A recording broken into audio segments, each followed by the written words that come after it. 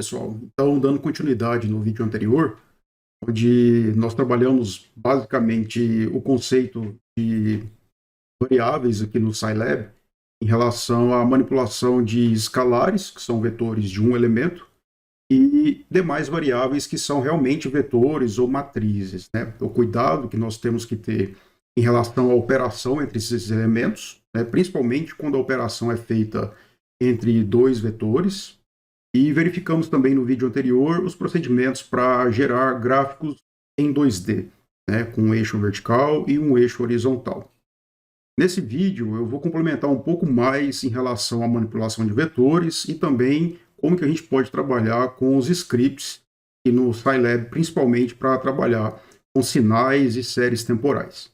Okay? Bom, então retomando aqui o software, nós estamos já aqui com o Scilab aberto.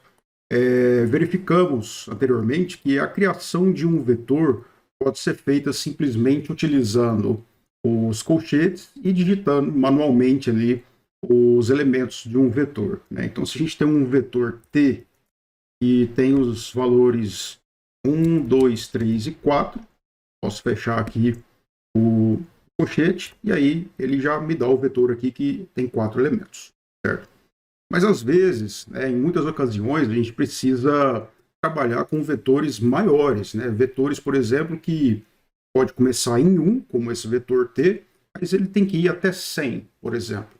Então ficaria inviável a gente digitar elemento por elemento, né, esses 100 valores. Então uma forma que tem da gente fazer, eu vou criar agora um vetor T2, e agora eu não preciso utilizar os colchetes, eu posso simplesmente digitar o elemento inicial e também o elemento final com o sinal de 2 pontos entre eles. Então, dessa forma aqui, T2 vai ser um vetor com 100 elementos, né, de 1 até 100. Bom, eu não vou colocar o ponto e vírgula, tá, para a gente ver aqui que ele vai criar todos esses elementos. Ao pressionar Enter aqui, ele mostra aqui para a gente que T2 é uma variável 1 por 100, ou seja, de uma linha e 100 colunas, né, com esses valores aqui. Por isso que eu expliquei no vídeo anterior que em algumas ocasiões é interessante colocar o ponto e vírgula, porque senão ele vai ficar mostrando todos esses elementos, né? Aqui só tem 100, mas pode ser que a gente esteja trabalhando com vetores aí de 1000 elementos, 10.000 elementos, o que é muito comum também. Tá? Uma outra forma de fazer a definição de um vetor aqui no Scilab é a gente definir o passo, ou seja, o intervalo entre cada elemento do vetor. Tá? Eu vou limpar a tela aqui com o comando CLC e vou criar agora um T3 que eu posso fazer da mesma forma um vetor que vai de 1 até 100, mas agora eu posso, por exemplo, utilizar outro sinal de 2 pontos e colocar aqui o passo que ele vai utilizar para ir do primeiro elemento até o último elemento. Por exemplo, se eu colocar 0,1, significa agora que ele vai de 1 até 100, mas não de 1 em 1, mas sim de 0,1 em 0,1. Tá? Então veja só, aqui ele vai criar um vetor de 991 elementos. Né? Então pegando aqui o início, vou pegar o início do vetor aqui. Então ele começou em 1 e foi para 1,1, depois para 1,2, depois para 1,3, até chegar em 100.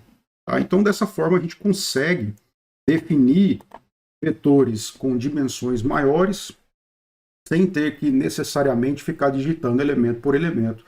Então, a gente já dá o primeiro elemento, o último elemento e o passo entre eles. A gente percebeu aqui para a variável T2 que quando a gente não fornece o passo, naturalmente ele vai de 1 em 1, certo? Então fica mais fácil fazer dessa forma quando o vetor é muito grande, certo? Bom, em relação à criação dessas variáveis, eu defini aqui uma variável a igual a 3 e b igual a 1, nós conseguimos também trabalhar aqui no console as estruturas condicionais e as estruturas sequenciais de repetição, como é feito em demais linguagens. Então a gente percebe que o cursor ele fica sempre com esse símbolo aqui de 2 traços e um sinal de maior. Né? Então eu posso fazer da seguinte forma. Se eu utilizar uma estrutura condicional, e fizer um if, se a variável A for maior do que 2, então veja só, ao pressionar Enter, a gente percebe que o cursor mudou. Significa que ele não terminou ainda essa estrutura, né? Então, assim como em algumas linguagens, a gente usa alguns delimitadores para as estruturas, né? A linguagem C são as chaves, em Python é a tabulação, né? Aqui ele espera que a gente termine a estrutura, seja uma estrutura de repetição, uma estrutura condicional, como essa aqui. Então, veja só, se A for maior do que 2, B é igual a 4. E para terminar, a gente sempre vai finalizar com a palavra end. Então, se eu der o Enter agora, veja só, ele voltou para o cursor normal, né, que ele fica apresentando aqui quando a gente está utilizando o console normalmente. O que aconteceu? Vamos verificar o valor de B. B eu tinha definido anteriormente como sendo igual a 1. Né? Mas se eu digitar B agora e pedir o valor dele é 4.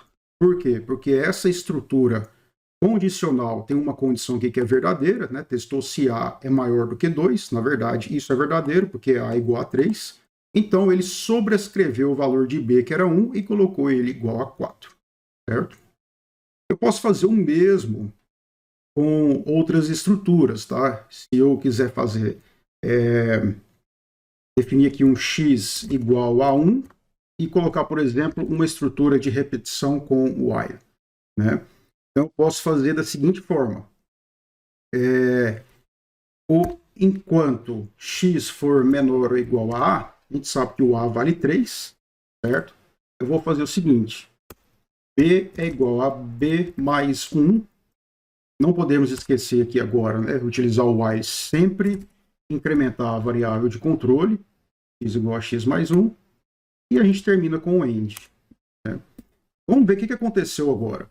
Ele fez aqui, enquanto x for menor ou igual a A, ou seja, o A vale 3 e o x foi inicializado em 1, ele vai somar 1 na variável B. A variável B ficou com o valor 7. Ou seja, o teste que a gente fez anteriormente com o if, o B já valia 4, certo? E ele repetiu isso aqui 3 vezes, né? Para x igual a 1, para x igual a 2 e para x igual a 3. Isso fez com que a gente somasse 1 na variável B 3 vezes, né? Como ele já tinha 4, então ele já foi para 7.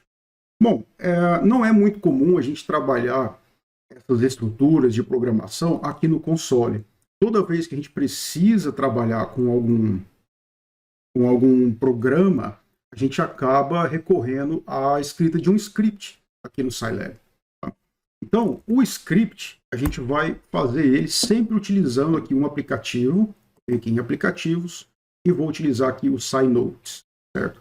Então, abrindo o SciNotes aqui, ele vai abrir uma outra janela, né, onde eu posso digitar um código todo aqui para ser executado posteriormente, certo?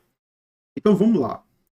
Eu, particularmente, eu gosto sempre de começar o script colocando um comentário. Tá? O comentário aqui no Scilab ele é feito igual na linguagem C, então eu posso usar 2 barras. Né? Então, aqui primeiro script, e vou utilizar o comando clear, o comando clc e o comando close. Eu gosto de começar os scripts sempre assim, porque quando a gente vai executar o script, se tiver alguma variável aqui já no nosso ambiente, ele apaga todas para executar somente o nosso script e não começar a misturar as variáveis. Né? Ele já limpa a tela também com CLC e fecha eventuais janelas gráficas que estejam abertas. Aí ele vai começar o nosso script. Tá? Bom, vamos fazer um script aqui para gerar um sinal, tá? Um sinal em função do tempo, como, por exemplo, um sinal senoidal. Né? O sinal senoidal, a gente sabe que um ciclo dele tem aí 360 graus, né, de evolução, ou em radianos é 2π. E se a gente for fazer isso aqui no Scilab, poderia definir uma variável no eixo horizontal como sendo t, que vai de 0 até 2 vezes π. Veja só como a gente trabalha com o π aqui no Scilab. A gente utiliza aqui a porcentagem antes da palavra π, certo? Pessoal, acabei aumentando um pouco o tamanho da fonte aqui, que eu acho que fica melhor a visualização para quem estiver assistindo o vídeo. Então, tínhamos parado aqui, tá, definindo uma variável t, que é um vetor que vai de 0 a 2π, certo? E posso criar agora uma variável y, que é igual ao seno de t, certo? Vamos lembrar que aqui, como software, ele não é nacional, então a palavra seno tem que ser escrita com a letra i. Tá? Conforme verificamos no vídeo anterior, se eu quiser gerar um gráfico, a primeira variável é sempre a do eixo horizontal e a segunda variável sempre a do eixo vertical. Então, no caso aqui, eu utilizaria t, y. Certo? O que eu posso fazer? Para executar esse programa, né, ele vai sempre executar todas as linhas de uma vez só. Então, eu vou clicar aqui nessa opção, salvar e executar. Certo? Como é a primeira vez que a gente vai executar, ele vai pedir para que a gente salve esse script. Certo? Então, ele vai sempre salvar, né, vai pedir para você aqui escolher qual é o diretório onde a gente quer salvar. Vou colocar aqui teste script, e vou salvar. E ele vai executar, certo? Então, ele já executou o nosso arquivo, ele salvou e executou. Perceba que a extensão de um script no Scilab é um arquivo com a extensão SCE, e no caso aqui ele tentou gerar uma onda senoidal, mas que não ficou tão senoidal como deveria ser. Por que que isso aconteceu? A gente pode observar isso aqui no navegador de variáveis. Veja só, as nossas variáveis só têm 7 valores, né? Ou seja, como nós definimos no nosso script uma variável t que vai de 0 até 2π, vamos verificar como que ela está. Então ela tem esses valores, 0, 1, 2, 3, 4, 5 e 6. O 2π seria o 6,28. Então pegou só 7 valores. Então acaba que a gente não consegue representar bem o gráfico porque nós temos poucos pontos, certo? Como que a gente pode melhorar isso? Se a gente voltar aqui, a gente pode colocar aquele intervalo e fazer com que o passo entre um elemento e outro do vetor seja menor. Então eu vou utilizar outro sinal de 2 pontos e colocar aqui, por exemplo, 0,001. Então vamos pensar que a nossa variável agora vai de 0 até 2π a cada 0,001. Ou seja, vamos só verificar como que ficaria aqui. Ó. Se eu definir essa variável dessa forma, ela vai deixar de ter 7 elementos e vai passar a ter agora 6.284 elementos. Né? Ou seja, todos os sinais que a gente trabalha aqui no Scilab são sinais com uma quantidade finita de pontos. Mas a gente pode fazer com que esse número de pontos seja tão grande que esse sinal se aproxima de um sinal contínuo na prática, por exemplo. Né? Então, voltando aqui no script, eu não preciso mais salvar, né? Eu posso clicar aqui em salvar e executar, ele já vai salvar e executar normalmente, igual da primeira vez. Tá? Outra forma de fazer com que esse script seja executado, tem outras opções. Né? Eu posso colocar aqui o nome do arquivo que está dentro do meu diretório, eu posso clicar com o botão direito e executar no Scilab. Ou, se você preferir colocar na linha de comando, eu posso colocar aqui o comando exec, e aqui, entre aspas duplas, o nome do arquivo, que é teste script.sce. Certo? Então, ele vai gerar o nosso arquivo. Ele deu um erro aqui. Vamos verificar o que pode ser.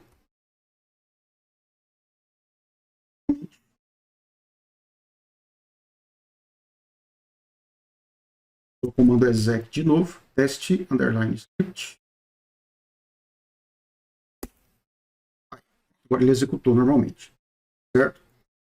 Então, agora a gente percebe que a senoide ela está bem mais próxima do que seria uma senoide, um sinal contínuo, né, que tem infinitos pontos.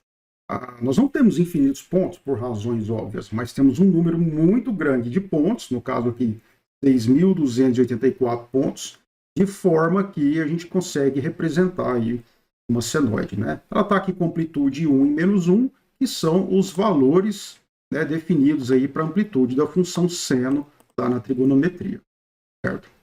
Então a gente consegue construir alguns sinais e verificar como que nós temos aí o comportamento de alguns sinais e algumas séries temporais. Tá? Se nós quisermos plotar um gráfico desse com mais períodos, né, a gente pode colocar aqui, ao invés de 2π, colocar 6π e vamos executar novamente. Então, agora nós temos aí 3 ciclos da senoide. Certo? Então está com amplitude 1. Nós sabemos que, por exemplo, se a gente for definir o valor eficaz ou o valor RMS desse tipo de sinal, nós sabemos que se o sinal for puramente senoidal, o valor eficaz, que é aquele que realmente produz alguma coisa, que é equivalente à mesma potência em corrente contínua, esse sinal a gente pode encontrar o valor dele, o valor RMS, apenas dividindo a amplitude da senoide por raiz de 2. Então, o nosso valor aqui seria 1 sobre raiz de 2. A gente pode resolver as integrais, né? Aliás, uma integral só, para poder chegar nesse valor para um sinal contínuo, né? Porque a gente precisa usar integral porque no sinal contínuo nós temos infinitos pontos. Mas a gente pode testar isso aqui no Scilab também. Né? Eu posso aqui definir uma variável RMS igual a 0, certo? E podemos fazer esse teste. Uma vez que o nosso sinal já está montado, eu posso utilizar, por exemplo, o comando for, certo? O for ele é uma estrutura de repetição, assim como o while. Né? Então, posso colocar aqui uma variável, vou definir uma variável k, que vai ser nossa variável de controle. Então, eu vou colocar aqui um k igual a 1 até o comprimento do nosso vetor y. Aqui ele já coloca o end para a gente naturalmente, né? E no enter aqui ele já coloca automaticamente a tabulação também. Então temos alguns recursos de IntelliSense aqui. O que acontece? Por que eu comecei a variável k igual a 1? Porque esse k vai controlar os índices do vetor. E a gente viu no vídeo anterior que aqui no Scilab, os índices de um vetor eles começam a ser numerados em 1, não em 0. Certo? Então aqui a minha variável k vai de 1 até o tamanho da minha variável y. O tamanho da minha variável y é esse aqui que está no navegador de variáveis. Veja só, é um vetor de uma linha e 18.850 colunas. Posso testar isso aqui, veja só. O comprimento da minha variável y é esse valor, 18.850 pontos. Certo? Bom, então vamos voltar aqui no script. E aqui eu vou fazer o seguinte. Quem que é o RMS? O meu valor RMS é ele mesmo, mais o meu sinal y, posição k, elevado ao quadrado. Veja só, eu não preciso usar o ponto agora, porque eu estou pegando apenas um elemento do vetor e elevando ao quadrado. Então, estou fazendo aqui uma operação de um escalar com outro escalar. Então, posso fazer a operação normalmente, sem precisar usar aquele pontinho lá que eu expliquei no vídeo anterior. Certo? Então, aqui o que ele está fazendo é uma soma, de forma que essa soma vai ser feita aí mais de 18.000 vezes, pegando cada ponto do nosso sinal y e elevando ao quadrado. Certo? Quando ele termina de fazer isso, nós precisamos fazer o quê? Pela definição de valor eficaz. Nós precisamos pegar o valor RMS e dividir pelo número de pontos. Então, a gente pode usar aqui o comprimento do vetor y, certo? E precisamos extrair a raiz quadrada, de acordo com a equação. Então, RMS igual SQRT, tá? Eu comando aí square root, para poder definir a raiz quadrada de RMS. Vamos colocar aqui a amplitude unitária. E o valor RMS, aí o 0,707. Se vocês quiserem colocar o valor ao final do script, eu posso simplesmente suprimir esse ponto e vírgula, certo? Ou então posso utilizar aqui o comando mprintf e colocar uma string aqui, né? Vou colocar o valor eficaz da senoide vale, onde eu quero que apareça o valor da variável, eu vou colocar aqui porcentagem, tipo da variável. Vou colocar f porque é uma variável float. Nós percebemos que o valor lá dá 0,707. Se quiser, inclusive, limitar a quantidade de casas depois da vírgula, posso colocar aqui um ponto e quantas casas eu quero depois da vírgula. Fora das aspas, depois da string, eu coloco o valor da variável que eu quero mostrar, certo? Então, executando aqui esse script, veja só. Ele gerou o gráfico e mostrou para a gente aqui a frase: o valor eficaz da senoide vale 0,707. Certo? Então, a gente consegue trabalhar com esses sinais em função do tempo e também calcular alguns parâmetros desses sinais: energia, potência, valor eficaz e tudo mais. Certo? Além disso, a gente pode construir sinais que não são sinais pré-definidos, porque aqui no Scilab nós temos as funções trigonométricas seno, cosseno, etc. Mas às vezes a gente pode ter um sinal totalmente diferente, que não tem uma função matemática pré-definida para ele, e queremos construir esse sinal para uma posterior análise. Como, por exemplo, esse sinal aqui. Esse sinal aqui é um sinal que, inclusive, está em um exemplo do livro do LAT, tá? De sistemas, sinais de sistemas. E, por exemplo, podemos tentar construir esse sinal aqui dessa figura de baixo, da letra B. Nós percebemos aqui que é uma onda triangular e é um sinal bipolar, tem valores positivos e negativos, tá? Essa função x de t, certo? Então, eu posso construir manualmente esse sinal no Scilab para depois fazer as análises que forem necessárias para ele. Então, observando aqui essa figura, a gente percebe que nós temos basicamente aqui um eixo horizontal cujos valores vão de aproximadamente -5 até 5, certo? Então, posso definir isso aqui no script. Vamos tentar construir esse sinal aqui dessa forma, tá? Então, eu vou mudar aqui, como a gente já definiu os valores aqui da senoide, eu vou começar de novo aqui com um outro script, tá? Vou pegar a variável t, que seria a nossa variável do eixo horizontal, e vou definir ela conforme está nessa figura aqui, de -5 até 5, certo? Lembrando que -5 até 5 são os valores dos elementos dos vetores, não são os índices, tá? Para a gente não achar que estamos trabalhando com índices negativos, não é o caso. Porém, se a gente fizer isso de -5 até 5, a gente vai ter uma quantidade pequena de pontos, né? E a gente já percebeu lá na senoide o que acontece quando nós temos poucos pontos para representar o sinal. O sinal não vai ficar muito bem representado, então é interessante que a gente tenha mais pontos, né? A gente tentou plotar uma senoide só com 7 pontos e não ficou muito bom.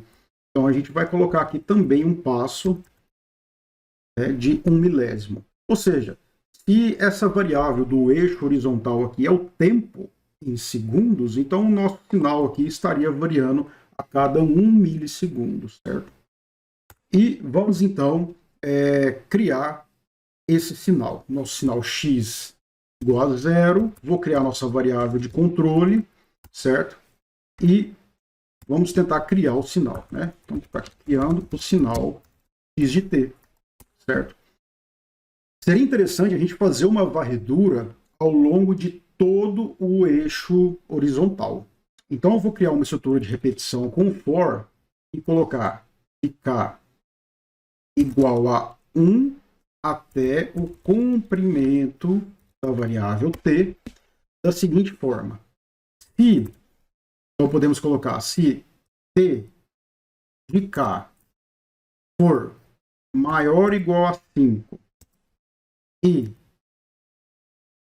t de k for menor do que -3, maior ou igual a -5 e menor do que 3, veja só, o que nós estamos fazendo aqui? Vou terminar aqui esse if dessa forma. O que nós estamos fazendo nesse caso? Eu estou analisando se a minha variável t está entre -5 e -3. Por que eu estou testando isso? Porque de menos 5 a menos 3, nós temos a mesma função, que é essa reta. Né? Essa reta aqui, se a gente for observar esse sinal na equação lá da reta, por exemplo, o coeficiente angular. Nós temos aqui um delta y sobre delta x. Então, o nosso delta y aqui ele é 2, porque vai de menos 1 até 1. E estamos variando aqui no delta x também 2, que vai de menos 5 até menos 3. Tá? Então, nós temos aqui um coeficiente angular igual a 1. Né? Então, essa reta aqui tem uma inclinação de 45 graus. Certo? Então, eu vou colocar aqui que o meu sinal x de t, ele vale t, seria 1 vezes t, né? Mais o meu coeficiente linear, ou seja, seria o valor onde essa reta cruza com o eixo vertical. Tá? Se a gente for pensar nessa reta aqui, veja só, essa reta ela cruza o eixo na origem, então é em 0. Essa próxima reta aqui cruzaria em 2, certo? Essa reta aqui cruzaria o nosso eixo no valor, vamos verificar aqui, essa aqui seria em 2, e essa aqui então seria em 4. Então, T mais 4, certo? E vou continuar montando os sinais passo a passo dessa forma. Então, o que eu fiz? Eu montei daqui até aqui. De menos 5 até menos 3. Eu vou repetir esse procedimento e colocar se t de k for maior ou igual a 3, veja só, aqui eu usei um intervalo aberto, tá, para menos 3, então agora eu vou fazer um intervalo fechado para menos 3, tá? Se for maior do que menos 3 e t de k for menor, agora a gente vai de menos 3 até menos 1, certo? Vou deixar o intervalo aberto, vou fechar a estrutura condicional, certo? Veja só, nós temos um for que inicia aqui e termina aqui. Até agora temos dois ifs dentro desse for. Então, o meu x de t vai valer quanto? A inclinação é a mesma, né? Nós temos aqui uma inclinação do coeficiente angular igual a 1, só que o coeficiente linear agora seria 2, então seria t mais 2. Então vamos esquecer aqui que nós estamos trabalhando com elementos, então seria t de k mais 2. Certo? Então já desenhei essa reta, vamos desenhar essa próxima aqui agora, que vai de menos 1 até 1. Tá? Então, da mesma forma, colocaríamos outro if, se o meu t de k nos dá intervalo fechado, maior ou igual a menos 1, e t de k menor do que 1, certo? Menor do que 1.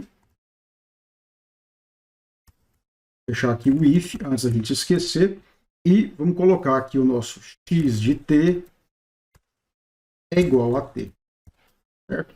Por quê? Porque agora a nossa inclinação é a mesma, mas ele cruza o eixo vertical em 0. Então a gente não precisa somar nada, certo? E vou continuar os próximos aqui. Se t de k for maior ou igual a 1 e t de k for menor do que, agora eu vou de 1 até 3, certo? Fecho aqui. Nosso x de t, aliás, de k.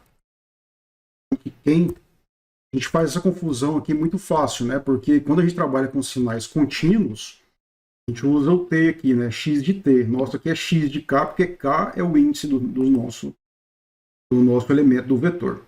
Então, x de k vai ser igual a t de k, mesma inclinação, mas quem seria o coeficiente linear dessa reta aqui?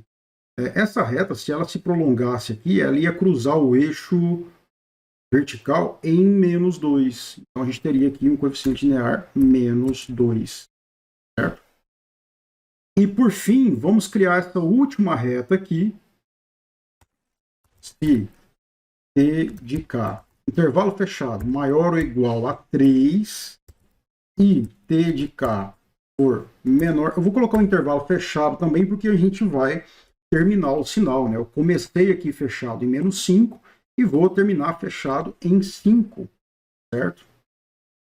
O end aqui, para a gente não esquecer, e nosso x de k, no caso, vale t de k, e essa última reta aqui, ela cruzaria o eixo em menos 4, certo?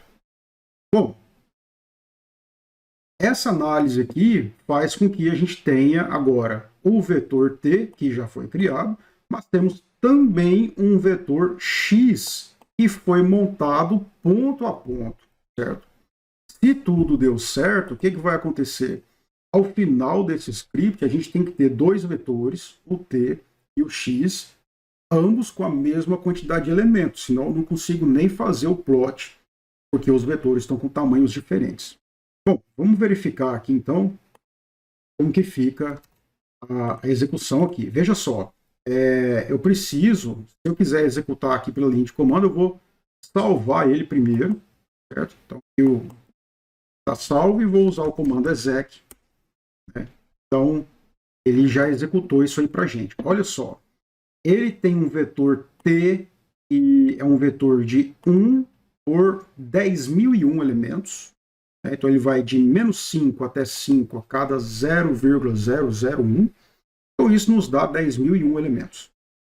E o x, ele também ficou, só que ao contrário, né? Ele ficou com 10.001 por 1. Mas isso não é problema, tá? A gente consegue mudar isso aqui. Ao final, eu posso fazer o seguinte: x é igual a x, aspas, simples, né? O que eu fiz aqui é fazer a transposta do vetor, né? Então, eu mudo a quantidade de linhas e colunas, eu troco elas. Certo? E vamos executar agora, para a gente ver como que fica. Aí agora ficou certinho. Todos os dois ficaram com um vetor de uma linha e 10.001 colunas. Bom, então vamos gerar aqui o gráfico para a gente verificar se é isso mesmo. Lembrando, primeira variável, eixo horizontal, segunda variável, vertical. Posso utilizar, inclusive, uma linha com espessura maior. Posso usar o XGrid. Certo? Vamos executar e ver como que fica o sinal. Então tá aí, ó. Esse sinal é o sinal que foi gerado, certo? Com amplitudes aí de menos 1 até 1, né? E deveria ser equivalente a esse sinal. Vamos verificar aqui se é o mesmo, né? Olha aqui. Então, aqui em 00, ele está passando pela origem, beleza? É dessa forma aqui, né? Eu consegui gerar esse sinal aqui no Scilab, tá? Então, da mesma forma que a gente faz para outros sinais, para calcular valor médio, valor eficaz, potência, energia e demais parâmetros desse sinal, eu posso fazer com esses sinais aqui que são gerados de outra forma, não são pré-definidos por alguma função matemática já existente. Tá? Da mesma forma, eu poderia gerar esse sinal aqui da letra A, né, que ele tem uma constante aqui de menos 1 até 0, e para ter maior ou igual a 0, ele, no caso, é uma exponencial decrescente. Posso fazer da mesma forma. Bom, então, dessa forma, a gente percebe que é possível eu, ao invés de criar os sinais só aqui pelo console, eu posso criar os sinais utilizando aqui um script, certo?